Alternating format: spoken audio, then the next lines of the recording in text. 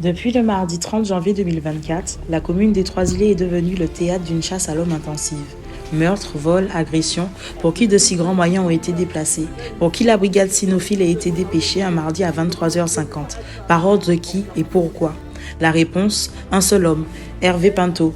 Cet homme se bat depuis bientôt 26 ans dans le but de dénoncer les injustices concernant le droit à la propriété et pour le respect et l'application de toutes les décisions de justice prises à l'encontre de la mafia et des habitants logeant illégalement sur 3 des hectares volés rebaptisés hameaux de la Pagerie.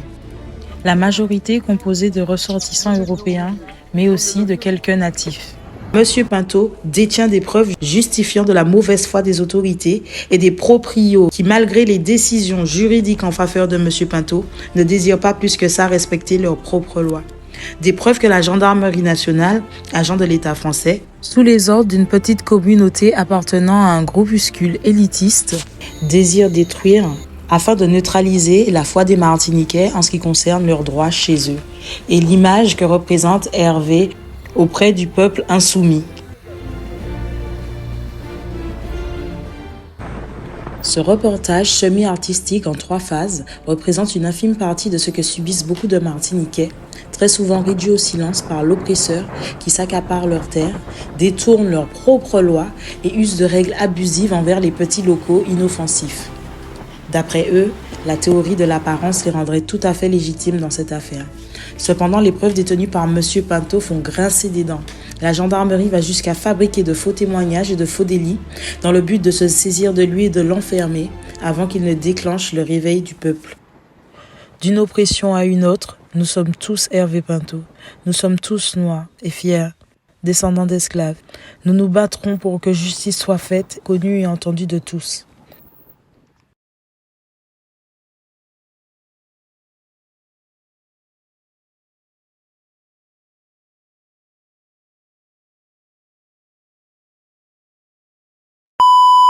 De juin 2001, c'est pas ça?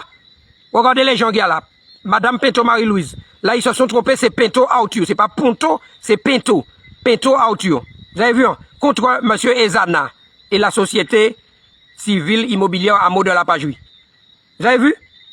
Par exploit du 18 janvier 2001, la sœur de mon père et mon père lui-même attaquent, voilà, représenté par son curateur Hervé Pinto. Vous avez vu? Représenté par son curateur Hervé Pinto. Attaque la SCI et Zana, etc. Nous sommes en janvier 2001 et le gars vient dire que c'est en 2005 qu'on attaque. Mais c'est quoi ça? C'est pas un mensonge. Et pas de média ne dit rien. Pas de média laisse faire. Je suis obligé de réagir. C'est écœurant d'entendre des choses pareilles. Alors, à quoi joue pas de média? Pourquoi pas de média fait ça? Alors qu'on lui a envoyé ça, on leur a envoyé les éléments. Pourquoi ils ne disent pas la vérité? Bon, on continue. On continue, hein? Démystification de Pat Média. On a envoyé ça pour Pat Média, regardez. Regardez ça encore. Ordonnance rendue le 21 octobre 2005. Vous avez vu, hein, mesdames et messieurs? Alors c'était qui? C'est Christian Schiavon. Christian Schiavon attaque Arthur Pinto, mon père. Vous avez vu la date? En 2005. Schiavon attaque Arthur. Pourquoi? Pourquoi il attaque Arthur Pinto? Tout simplement parce que, regardez, Monsieur et Madame Schiavon ont assigné Monsieur Pinto au fait de voir donner mainlevée d'une publication hypothécaire. Parce que, en réalité, il fallait vendre à Calendini. Vous avez vu? Il voulait vendre la parcelle où il y a la grosse maison là, à Calendini. Et qu'est-ce que le tribunal a fait? Le tribunal a rejeté la demande de monsieur et madame Schiavon et condamné les conforts Schiavon. On nous a donné 500 € à l'époque. Voilà, ils sont condamnés à 500 €. Bon, on n'était pas content parce qu'on s'est dit 500 € c'est pas suffisant. Mesdames et messieurs, il n'y a pas un problème? Est-ce qu'il n'y a pas un problème? Comprenez que en 2005, le tribunal dit non à Schiavon. Le tribunal refuse que Schiavon puisse vendre à Calendini en 2005. Pourtant, en 2006, qui avons réussi quand même à vendre à Calendini. On ne comprend pas comment. Et ils n'ont pas fait appel. Ils n'ont pas fait appel de cette ordonnance. Mesdames et messieurs, cette ordonnance-là, ils n'ont pas fait appel. Et pourtant, ils ont réussi à vendre un an après, sans faire appel. Comment ils ont pu faire ça? Comment les esclaves ont réussi à vendre à Calendini, malgré que le tribunal ait dit non? C'est ça qu'on ne comprend pas. Et ces gens-là sont de bonne foi. Alors, pas de médias admet qu'il y a une bonne foi. On n'a pas un problème. Il n'y a pas de quoi s'énerver face à autant de mensonges. Alors, pas de médias non plus n'a pas causé sur cette affaire d'autorité de la chose jugée. Parce qu'on vous l'a déjà dit, mesdames et messieurs. On vous a dit que l'arrêt du 14 janvier 2011 a force d'exécution de chose jugée. C'est-à-dire que ça a autorité de la chose jugée, c'est définitif, donc ça a une force. Mais il n'explique pas, il ne développe pas suffisamment. Parce que c'est ça qui est important. Et puis, évidemment, comme je vous l'ai dit, ce qui est important, c'est ça. Mais il n'en parle pas. C'est-à-dire que la propriété, eh bien, elle a bien une force constitutionnelle. Et que il ne s'agit pas d'en parler de manière anecdotique, et puis de ne pas en tirer toutes les conséquences. Parce qu'il faut en tirer les conséquences. La Constitution, c'est une norme, c'est bien une norme supérieure à l'ensemble des autres normes. Comment? On a oublié qu'Elisabeth Borne, Premier ministre, eh bien, au préchoir de l'Assemblée nationale, elle a dit à toute la France que la Constitution n'est pas à géométrie variable et qu'on ne peut pas prendre les articles qui nous intéressent dans la Constitution et mettre de côté les articles qui ne nous intéressent pas. C'est Elisabeth Borne qui l'a dit et elle a raison. Mais c'est la même chose. Mais on ne peut pas prendre le 49.3, ne retenir que le 49.3 et puis ne pas retenir la propriété qui est aussi un droit constitutionnel. Alors après, c'est fini. On n'a pas besoin de savoir si vous êtes de bonne foi, si vous n'êtes pas de bonne foi. Théorie de l'apparence, pas théorie de l'apparence, c'est une escroquerie, puisque la Constitution est au-dessus. Ou alors vous n'êtes pas un État de droit. Finalement, vous êtes bien une dictature. C'est une dictature. Vous n'êtes pas un État de droit, vous n'êtes pas une république. Voilà ce que je voulais vous dire ce soir. C'est énervant à force, parce que on a des gens qui ont un master en droit, on a des gens qui se disent journalistes d'investigation, et qui en réalité trompent l'opinion publique. Alors pourquoi ces gens-là font ça, je ne sais pas. Quels sont leurs intérêts, je ne sais pas. Mais nous, on ne va cacher personne dans cette affaire-là. Et on ne va pas jouer, ce n'est pas un jeu. C'est très sérieux ce qui se passe là. Voilà ce que je voulais vous dire. Encore une fois, faites circuler cette vidéo. Demandez aux politiciens, aux parlementaires de répondre par rapport à tout ce que je viens de dire. Demandez-leur des réponses. Vous avez le droit de savoir, mesdames et messieurs. Vous avez le droit de savoir si oui ou non on respecte cette constitution en Martinique. Ou alors c'est le code noir. Ou alors on n'est pas des Français, on n'est pas des personnes humaines, nous sommes autre chose. Il faut qu'on le sache. Il ne peut pas y avoir deux poids, deux mesures. Merci pour votre attention. En attendant, mes droits humains ne sont pas respectés, mes droits fondamentaux ne sont pas respectés. Ne me demandez pas de respecter quoi que ce soit. Pas de me respecter pièce qualité modèle contrôle judiciaire. Vous attendez? Bonne soirée.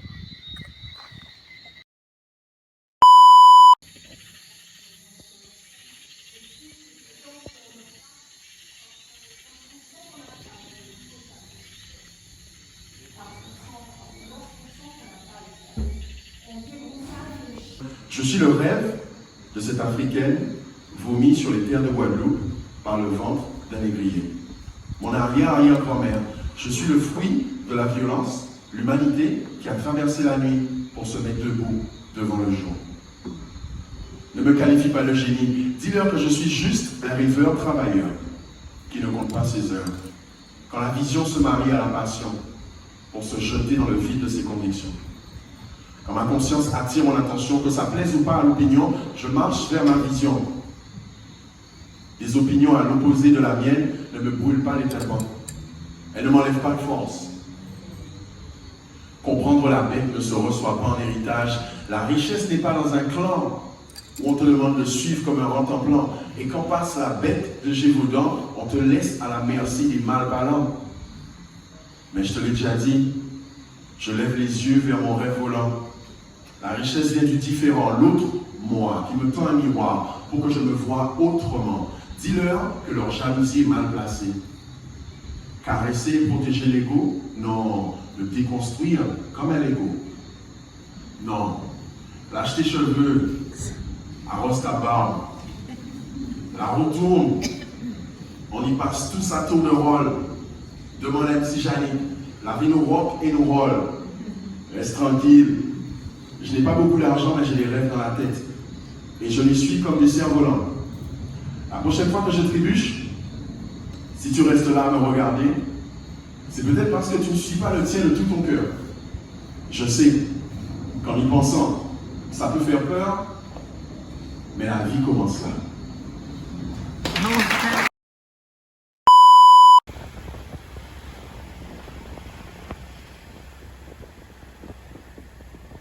Nous approchons de la fin de la première phase de ce projet semi-artistique indépendant.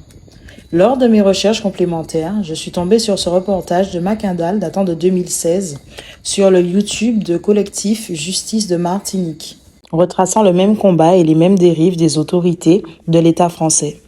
C'était il y a 8 ans. C'est-à-dire qu'on parle d'un homme né esclave, rendu esclave. Nous connaissons l'histoire. Et aujourd'hui, eh bien, le fruit de son travail est carrément souillé, est carrément volé par des gens sans scrupules, sans respect. Et je le dis comme je le pense, c'est une honte pour tous ceux qui n'arrivent pas à prendre la mesure et la gravité de cette situation. Mon arrière-grand-père, comme je l'ai dit déjà, il ramène de l'or de Guyane. Et il achète ses hectares. Voici le titre de propriété de Félix Gratte. Je vous le présente. Vous pouvez regarder. Voici le titre de propriété de Félix Gratte.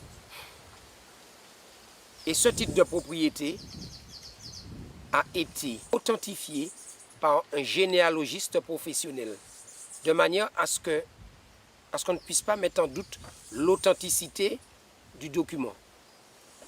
Je tiens aussi à dire que ce titre de propriété, obtenu suite à une vente aux enchères faite par l'administration coloniale de l'époque, ce titre de propriété est enregistré à la conservation des hypothèques et au cadastre. Ici, là où nous sommes, comme je vous l'ai dit tout à l'heure, Félix Gratte achète aux enchères des mains de l'administration coloniale de l'époque. Donc, le titre de propriété à la conservation des hypothèques indique bien Félix Gratte, mais aussi la matrice cadastrale, le cadastre, indique aussi Félix Gratte. Parce qu'à la création du cadastre, eh bien, il a été clairement indiqué que c'était Félix Gratte, le propriétaire du terrain. Il n'y avait pas de difficulté pour que le notaire puisse eh bien, se rendre compte qu'il ne pouvait faire une prescription trentenaire sur le terrain. C'était évident, il suffisait simplement que le notaire, eh bien, fort de la matrice cadastrale, eh bien, fasse des recherches élémentaires et il se serait rendu compte que le terrain appartient bien à Félix Gratte, comme l'a confirmé d'ailleurs plusieurs juridictions au fond. Parce qu'à l'heure où nous parlons là, en 2016, plusieurs juridictions ont confirmé que la propriété sur laquelle nous sommes, y compris les maisons que vous avez là tout autour de vous, donc la propriété, dans toute sa totalité, appartient à Félix Gratte. Félix Dédé Gratte, né en 1838 et mort en 1902.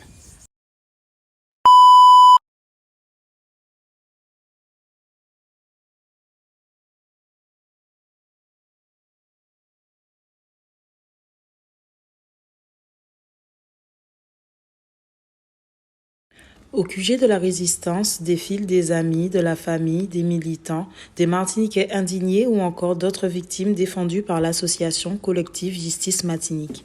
J'ai eu l'occasion d'échanger avec monsieur et madame Login de Casse-Pilote. Je vous laisse constater combien nous sommes ignorants en ce qui concerne nos voisins. Bonjour. Bonjour. C'est Login Alpos. J'habite à Casse-Pilote.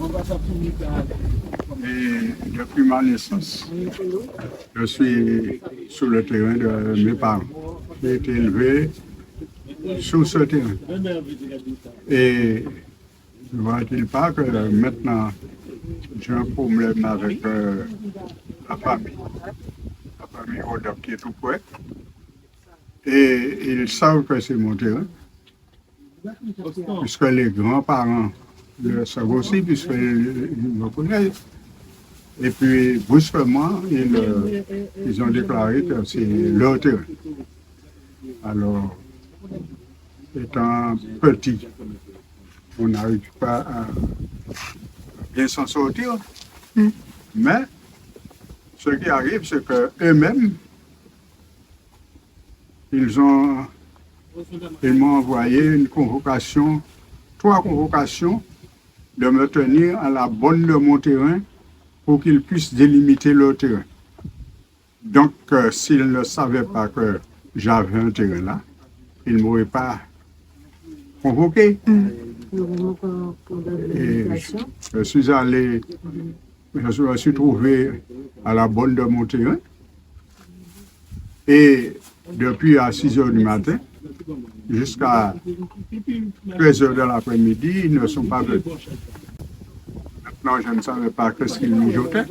Ce qui se passe, c'est que ces gens-là, j'ai pris ils avaient clôturé la moitié de mon terrain.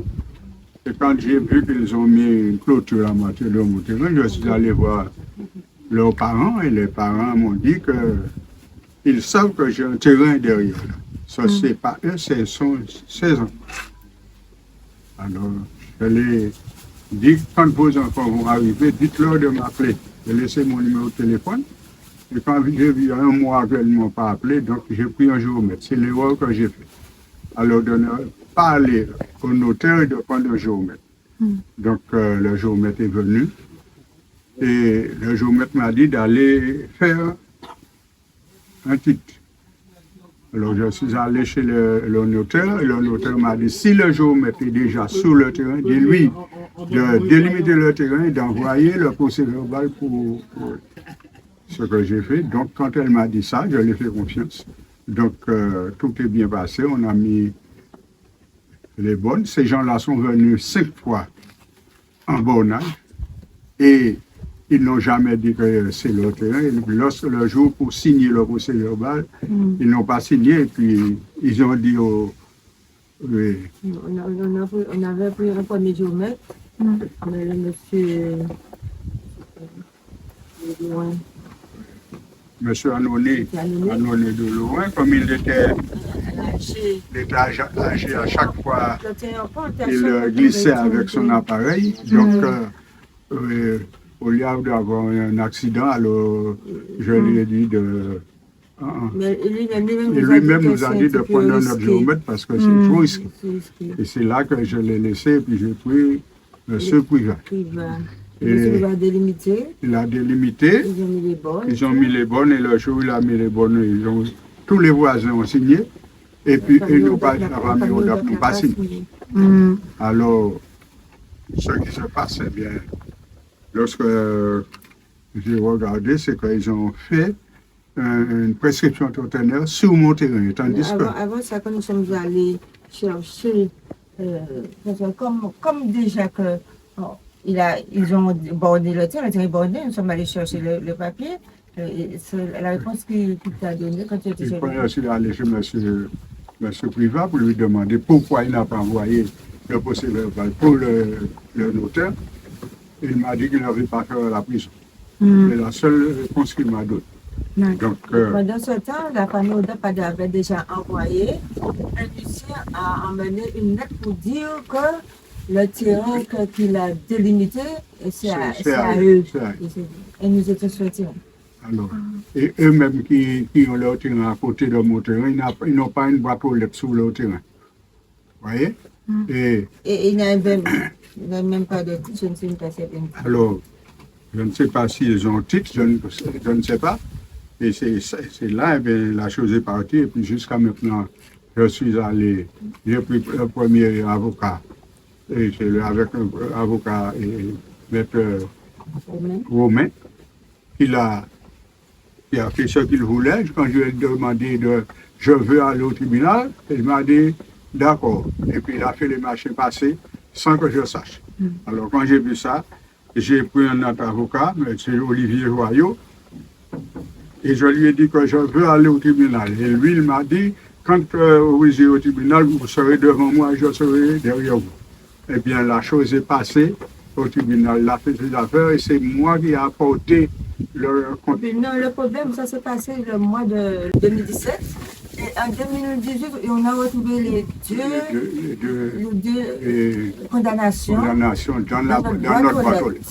Alors, c'est nous qui avons mené Un coup pour lui. pour lui. Nous avons gardé Il a fait une prescription toténaire. Ils ont saisi dans la banque. Saisi. Oui, ils ont saisi mon argent. Ils ont saisi à cette date-là. En 2017. C'est sur notre compte sans rien dire. C'est après que j'ai payé mon assurance comme d'habitude le mois de novembre. J'ai pas d'argent. Et puis je donne la compte, mais je n'ai pas d'argent. Mais j'ai de l'argent. Comme j'ai 5 000 euros, j'ai mis de l'argent pour payer. Mais non, j'ai pas d'argent. Alors, j'ai demandé, on a déjà saisi notre compte. Ah, mais il y a des choses qui sont passées. Le tribunal, Parce que on a été au tribunal et ils ont le reste, c'est nous qui gagnons, parce que c'est notre terrain. Oui. Ils ont gagné parce qu'ils ont on fait une n'était pas là. procession Puisque quand je dis que non, en alors 2019. ils ont dit Alors comme ils ont vu qu'on ne dit rien, à ce qu'ils moment-là, m'ont appelé au tribunal pour que je puisse leur donner le reste de l'argent parce qu'ils m'ont condamné 35 000 euros. je n'ai pas de la maison, ça fait déjà 2 ans. Je ne sais pas quel moment qu'ils ont fait ça, mais comme ils sont remontés la nuit, on a vu que la maison n'était pas entière. Ils ont envoyé la maison sur... Avec même le sol, ils ont fouillé le sol pour tous mes fruitiers, arbres à pain, tout ça ils ont arraché. La maison, c'est qu'on montait, en semaine, chaque fois, on montait, il y avait notre lit, il y avait tout, Oui. tout là-dedans. Tous nos affaires étaient là-dedans. Je dis que c'est la rage, je ne sais pas. Quand je suis allé pour l'avocat, c'était 5 ans avant de lancer le procès. Après 5 ans, il m'a dit de regarder si on n'a pas mis le terrain sur le... Non, pas une seule fois, nous sommes allés au tribunal. Alors, tu sors dans tes gonds, la chose arrive, mais quand tu as, depuis en janvier, tu arrives à coller des petits machins pour arriver lorsque les impôts arrivent. Parce que je fais 3 000 euros d'impôts. Il faut prendre tous les petits sous. Ça doit à mes enfants quand l'année arrive.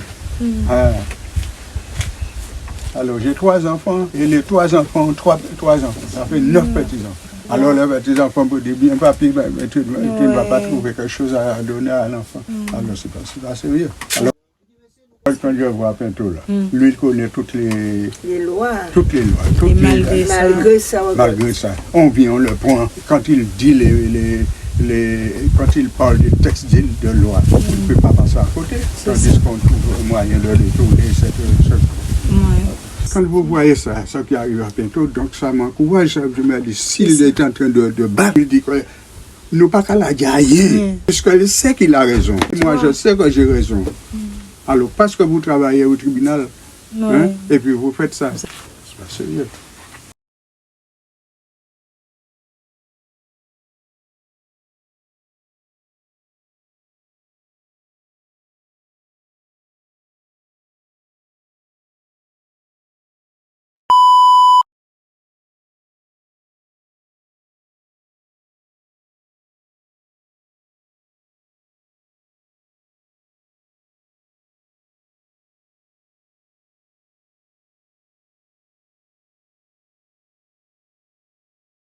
Oui, nous belles. Et en dépit des cicatrices, nous pas catrices. Mais l'épigénétique sait que du passé, nos gènes pâtissent. En plus des corps anticorps qui nous ont anéantis, et puis la justice et les gogettes et coche-pattes pour des cas remplissent. Mais nous pas mollis, nous pas mou de déchets. Nous te mettons ça en sévère, mais nous plutôt sévère. Nous potentiel, ça a démentiel. Mais comme tu as arrêté nous en ciel, tu as arrêté nous prenons car en ciel, pourtant en ciel, nous c'est étoiles. Oui, nous sommes là. Nous sommes, je là, ici, et loin. Nous là, qu'on là, nous les, qu'on les, petits voyager, c'est là. nous qui reti, mais en qui l'état. Et même si, et puis même nous, ils ont fait toute qualité et l'opération, après addition, direction de l'océan, sur des divisions, simplification, multiplication pour expansion, juste en balai, soustraction par substitution, mais nous, c'est pour exponentielle fonction, nous prenons mission. Lion la lotte, côte à côte, côte et côte, épaules collées, et c'est comme ça, en conscience, où nous nous pensons. Il, la puissance de notre propre amour dans tes vaisseaux recolle les débris, morceau par morceau. Il semble que les 7 ans de malheur sont purgés.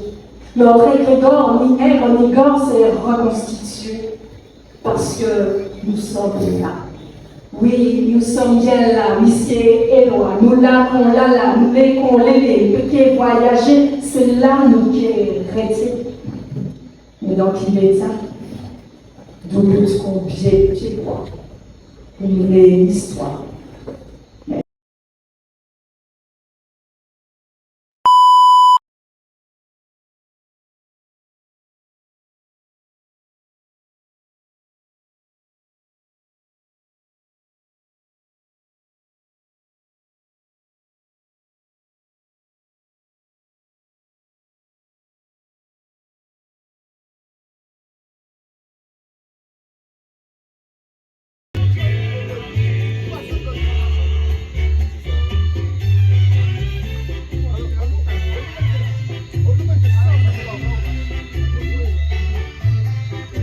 Il est dit sur les forums là, de migrants blancs que la Guadeloupe est un territoire beaucoup plus raciste que la Martinique et donc il faut plutôt aller en Martinique. On constate qu'il y a un véritable entre-soi. Il y a certains migrants blancs qui pensent que s'ils s'installent dans des quartiers qui ne sont pas trop métro, qui ne sont pas trop blancs justement, eh ben, ils ne seront pas à l'aise parce qu'on n'aime pas les blancs, etc. Donc ils vont volontairement dans les quartiers où ils savent qu'il y a beaucoup de blancs. Voilà.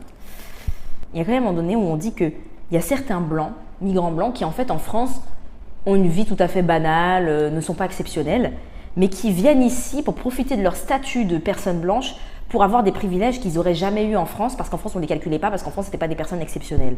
Au niveau des privilèges, certains expliquent que voilà, en France, ils doivent tout acheter, ils doivent acheter une maison, etc. machin, alors qu'ici, tout est pris en charge par leur entreprise, par exemple. Et ça, la question de l'immobilier, elle est là. Et c'est pour ça que quand les Martiniquais vous disent que les migrants blancs dérèglent le marché, c'est pas une lubie, c'est la vérité. Parce que leurs entreprises payent tout en charge, parce qu'ils ont accès aux meilleures villas, ou à des trucs de ouf, ou même à des appartements basiques, mais qui du coup, les loyers vont augmenter d'une manière, parce qu'on sait qu'on peut s'adresser à cette population qui a les moyens de payer 1500 € pour un T2, quoi. Non mais voilà, on arrive à ça. Et l'auteur dit même « Acheter une maison donnant sur la mer, une privatisation de la beauté ». Et ça, c'est très vrai. C'est-à-dire qu'il y a beaucoup de migrants blancs qui le disent dans le livre. Ils viennent ici, c'est pour habiter proche de la mer, pour avoir une belle vue, pour avoir une piscine, pour cette vie-là. Et donc, cet accès à la beauté de la Martinique devient un enjeu et devient quelque chose qui est plus accessible aux migrants blancs qu'aux Martiniquais locaux. Et ça, c'est quand même terrible parce que la Martinique, elle est à tout le monde, mais elle est surtout aux natifs, en fait. Enfin voilà, il faut le reconnaître à un moment donné. Hein. La Martinique, c'est une île, petite île en plus. Donc ça veut dire que le territoire, il est vraiment limité. Il faut avoir conscience de ça. Hein. Les gens, ils pensent que c'est infini. Non, c'est pas infini. La Martinique, c'est petit. C'est un territoire limité. Et donc oui, quand le prix du marché immobilier augmente à ce point, moi, je dis qu'on assiste à ce qu'on appelle une expropriation massive de la population martiniquaise. Parce qu'il n'y a pas de place pour tout le monde, contrairement à ce qu'on veut vous faire croire. Hein. Ne croyez pas que vous pouvez attendre la retraite pour revenir au pays. Il n'y aura plus de place, en fait. Ça que vous ne comprenez pas. Les maisons, tout ça, il n'y en aura plus. Hein, voilà. En Martinique, il y a cette vraie question. C'est une île. Donc forcément, il y a quand même une restriction. Et c'est dans ce contexte que je pense que les politiciens doivent faire en sorte non seulement de favoriser le retour, mais aussi, il faut qu'on commence à se dire comment est-ce qu'on peut faire. Je ne dis pas qu'il faut limiter les arrivées, mais il faut se questionner comment ces arrivées peuvent être aussi fréquentes des migrants blancs, là où le retour des Martiniquais est aussi laborieux. Ce n'est pas logique. Donc il faut se questionner et réussir à mettre des garde-fous pour permettre une préférence, clairement, une préférence pour les locaux. Il faut que les locaux puissent plus facilement trouver du travail que des extérieurs. Parce que c'est pas normal que, et c'est la même chose à La Réunion, c'est la même chose en Guadeloupe, c'est la même chose en Guyane, des gens, des enseignants qui se battent pendant des années, qui sont en France pour avoir leur mutation, pour rentrer chez eux auprès de leur famille, et ça ne marche pas. Mais quand c'est la Clotilde qui veut juste un peu d'exotisme, elle a sa mutation rapidement. C'est pas normal. Et le problème, c'est que les blancs, les migrants blancs qui arrivent ici, ils font comme si ça n'existait pas. Certains, ils font comme si, ben non, mais c'est grâce au mérite que j'ai eu ma place. Hein. J'ai le droit d'être là aussi. Oui, tu as le droit. Mais tu aurais un droit beaucoup plus accepté par tous si les Martiniquais pouvaient aussi avoir ce même droit et en jouir de la même manière. Mais dès lors où ce n'est pas le cas, eh ben oui, tu auras un peu de regard, un peu de gêne et les gens auront quand même le seum de voir que toi, tu as droit à tout ça alors que nous, on galère pour rentrer chez nous. C'est ça la réalité. Et ça, c'est pas être d'extrême droite, c'est juste dire il faut qu'il y ait une limite, il faut qu'il y ait une juste équation. L'acte dont je me prévaux, l'acte que je revendique, date bien de 1874. Donc ça devrait inspirer le respect. Toutes ces personnes qui bavardent, toutes ces personnes, surtout les afro-descendants, les gens qui normalement connaissent leur histoire, ces gens-là, ça devrait leur inspirer le respect. Parce que je répète qu'on parle de la période juste après 1848. Vous voyez? Donc c'est quelque chose. Alors, l'intéressé est mort en 1902. Bon, évidemment, il n'a pas vendu sa terre. Et la partie adverse, les adversaires, les gens qui se sont installés sur la terre de Félix Grat, conçoivent que une terre qui est dans l'indivision, donc une terre qui est indivise, ben on peut y installer un lotissement. Vous voyez pas qu'il y a un problème, c'est-à-dire qu'ils ont installé un lotissement au cœur même d'une propriété en indivision. Ça devrait déjà attirer l'attention des gens, mais non, ça, apparemment, ça, tout le monde trouve ça normal. Les gens ne... Donc voilà, donc ça c'est une première chose. Deuxièmement, Félix Grat est mort, il n'a pas vendu, c'est pas partagé, donc je dis bien, on est dans l'indivision. Et je le répète, pour les gens qui ne veulent toujours pas comprendre, j'ai attaqué tous les permis de construire. Au moment où ces gens-là faisaient les travaux de viabilisation, je les ai attaqués pour leur dire d'arrêter. Venez voir, regardez vous-même. Rapproche-toi, voilà, que les gens puissent regarder. Là, vous voyez, voilà les photos, ce sont les photos. Hein. Vous voyez, elles ont même rougi avec le temps. Je vous montre. Vous voyez, il n'y a pas de maison là. La maison des Anna qui est là, regardez. La maison des Anna qui est là, mais il n'y a pas une maison là, regardez. Là, on a les travaux, vous voyez, c'est rouge. Là où la photo est en train de rougir un petit peu, mais ils étaient en train de faire des travaux de viabilisation. Regardez. Vous voyez? On est sur les hauteurs. Vous voyez les travaux de viabilisation qu'ils sont en train de faire? Regardez, là, à l'époque, nous sommes en francs. Je vais vous montrer, mesdames et messieurs. Nous sommes en francs. C'est avant l'an 2000. Vous avez vu? Regardez. Là, ils étaient en train de vendre des lots. Vous avez vu le hameau de la Pagerie. Regardez. Réalisation d'un lotissement de 27 terrains. Le hameau de la Pagerie. Ils étaient en train de faire des lots. Donc, bien avant qu'il y ait une maison là, j'attaquais pour leur dire de ne pas faire. Ils l'ont fait quand même. Ils se disent de bonne foi. Hein? Ils sont de bonne foi. Vous avez vu? Regardez les permis de construire. Les pères Robert Ménian, les permis de construire. Au moment où ces gens-là faisaient leurs affaires là, sur la propriété. Là, c'est dans l'agence où ils vendaient les lots, toujours pareil. Là encore, les lots. Vous avez vu? Alors, désolé, il y a quelques coupures. Alors, vous voyez, là, c'est l'agence qui commercialisait les lots immobiliers. Vous avez vu? Donc voilà, mesdames et messieurs, les gens qui disent du n'importe quoi, vous voyez, je conserve les photos, j'en ai d'autres. Hein. C'était juste pour vous montrer que, bon, qui est de bonne foi, bon, voilà. Alors, pour faire court, vous voyez, c'est pas compliqué. Toutes ces personnes qui disent tout et n'importe quoi, qui cherchent à, on va dire, dévier l'intellect, qui cherchent à jouer dans les esprits. Regardez, vous êtes fatigué de voir ça? Vous êtes fatigué de voir ça? Ok? C'est l'arrêt du 14 janvier 2011. On est d'accord? L'arrêt du 14 janvier 2011 où justement, vous avez vu, M. Arthur Pinto revendique la propriété de ce bien immobilier dont une partie a été revendue par M. Ezana à la SCI, le hameau de la Pagerie, cette vente faisant d'ailleurs l'objet d'un contentieux avec une société EURL Chouteau Promotion qui a donné lieu à un arrêt de cette cour en 2007. Et qu'est-ce que le tribunal a fait? On est fatigué de le dire. Le tribunal en 2011 a dit que, voilà, que le terrain, objet du litige revendiqué par le demandeur, faisait bien partie de la succession de M. Félix Grat ayant été régulièrement acquis par ce dernier le 17 août 1874, déclare nul l'acte de notoriété établi le 23 janvier 1985 par Maître Mathieu. Vous avez vu? Voilà ce que le tribunal, enfin la justice, a validé dans toutes ces dispositions. Vous avez vu, sans réserve, confirme le jugement entrepris dans toutes ces dispositions. Il n'y a pas eu de réserve. Ok, on n'a pas enlevé une partie. Je persiste et je signe. Cette affaire est terminée. Regardez ce que dit le droit lui-même. Montre-leur, montre-leur. Autorité de la chose jugée. On ne peut pas remettre en cause ce qui a été jugé. C'est ce qui est en train d'être dit là. Donc, quant à ce qui avant, c'est le président de l'ASL, il se dit de bonne foi lui aussi, hein, mais il n'a toujours pas répondu. Hein.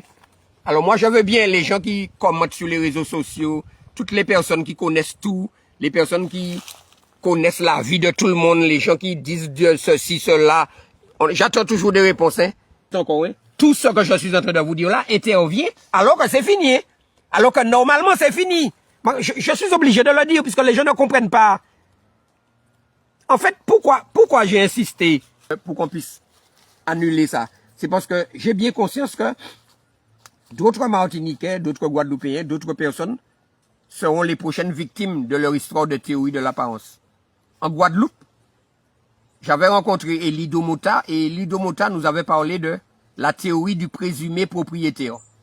Vous allez retrouver ça dans une de nos vidéos sur YouTube avec Elido Mota. Et lui aussi, il avait épinglé le régime français sur ce qu'en Guadeloupe, ils appellent la théorie du présumé propriétaire. Donc, dans notre travail à KJM, il n'est pas question seulement de régler nos problèmes à nous. Il faut que ça serve. Et évidemment, il faut que cette histoire de théorie de l'apparence-là disparaisse, puisque c'est hors la loi. Un magistrat, quel qu'il soit, ne peut pas se substituer au législateur. Et ils ne peuvent pas construire des choses dans l'illégalité la plus totale. Surtout lorsqu'on a un arrêt qui a autorité de la chose jugée. Il faut le répéter encore une fois. Autorité de la chose jugée. Ça n'a pas été cassé par la Cour de cassation. C'est définitif. Donc, le lotissement est chez nous. C'est chez nous là. Et vous pouvez dire ce que vous voulez, c'est chez nous, c'est Kainou qui l'a. Il faut comprendre ça. C'est pas un juge des référés ou qui que ce soit qui va pouvoir enlever ça. C'est chez nous. Vous êtes chez nous. C'est pas sorcier. Ça. Ne croyez pas qu'on joue là à KJM. On n'est pas là pour jouer. C'est très sérieux. C'est l'escroquerie du siècle. L'escroquerie du siècle avec un nécessaire débat juridique puisque on a plusieurs problèmes. On a un acte de 1874 qui a une force constitutionnelle que personne ne veut respecter. On a, je le répète encore, hein, puisque comme vous n'êtes pas kawaii, comme les vipères là, les vipères, comme ça ne parlez pas mais quand ils montrent les autres, ils ne parlent pas pièce. Voilà. Il est définitif. Cet arrêt là, il est définitif et il a autorité de la chose jugée. Force d'exécution de chose jugée. Ok? Il a. Bon.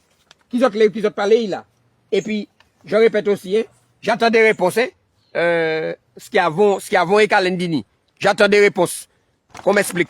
Parce que j'ai pas la réponse. Il faut que Calendini nous explique comment il a réussi à faire ce tour de passe-passe. Il est plus fort que la justice. Il faudra qu'il nous explique ça. Et puis, ça me dit, il y a une hiérarchie des normes, hein. Il y a une hiérarchie des normes. Il y a la loi. Il y a l'article 544. Il y a l'article 545. Et puis il y a une construction. Il y a quelque chose que des magistrats ont construit. On aurait dit que ce sont des maçons, parce que les maçons construisent. Ce sont les maçons qui construisent. N'est-ce pas? Les maçons. Il faut se reconnaître. Les maçons, voilà, les francs-maçons, voilà, les constructeurs là. Voilà, ces gens-là construisent des choses. Et ils ont oublié que, la justice est une autorité. Et qu'ils n'ont pas ce droit-là. Et que c'est très grave. Et que là, pour le coup, on est face à une violation grave. Et que, en réalité, vous le savez, toutes ces personnes qui sont là, vous avez une ASL que vous avez montée en 2003. Et les gens qui dirigent votre ASL depuis 2003 savent que j'ai attaqué tous leurs permis de construire. Et qu'ils en ont parlé en réunion. Ils en ont parlé en réunion de colotis, soi-disant, enfin, les gens qui sont dans le lotissement. Ils le savent. Donc tout le monde est au courant. Ils savent tous qu'il y a un problème. Monsieur le maire Arnaud Wanekoa, il le sait. Il ne pourra pas démentir. D'ailleurs, il l'a confirmé. Rappelez-vous, dans le conseil municipal, il l'a confirmé, monsieur le maire sait, tout le monde le sait. Donc il ne faut pas venir dire qu'on est de bonne foi, on n'est pas de bonne foi. Donc voilà, on a voulu passer en force, mais ça ne passe pas. Ça ne passe pas et on vous dit non. Enfin, pour finir, les héritiers Félix Gat, qui sont-ils? Le moment venu, on va régler ce problème. En attendant, je le répète, je n'ai pas de terre à mon nom. Il y a un terrain qui devra être partagé au niveau des héritiers, de tous les héritiers. Ok? Félix Gat a une descendance. Donc voilà, il y a des gens qui vont... On va régler ce problème le moment venu. En attendant, le titre porte sur 16 hectares. Il manque 4 hectares. Il y a 4 hectares qui ont disparu. Il y a beaucoup de questions pour lesquelles on n'a pas de réponse. Quant à Ezana, qui est-il? A-t-il des droits? Ça, j'en sais rien pour l'instant. La seule chose que je sais, c'est que il faudra qu'il répare. Ça, par contre, il faudra qu'il répare le préjudice. Ça, je suis sûr de ça. Il faudra qu'il répare. Est-ce qu'il a les reins solides pour réparer le préjudice? Moi, j'en sais rien. Alors, toutes ces personnes qui l'encouragent, qui encouragent Ezana, machin, faites un sous-sous pour l'aider à payer parce que il aura besoin de beaucoup d'argent pour réparer tout ce préjudice. Voilà, je vous remercie. Vous aurez compris que, ce combat-là, on a des éléments, on a des arguments. Eux, en face, ils n'ont rien. Donc, voilà. Ces gens-là n'ont aucun respect. Aucun respect pour le travail de personnes qui ont vécu dans les années 1800. Nos aînés qui ont travaillé dur à la sueur de leur front. Ils n'ont aucun respect pour ces gens-là. Donc voilà, c'est tout ce que je voulais vous dire. À bientôt, chers amis.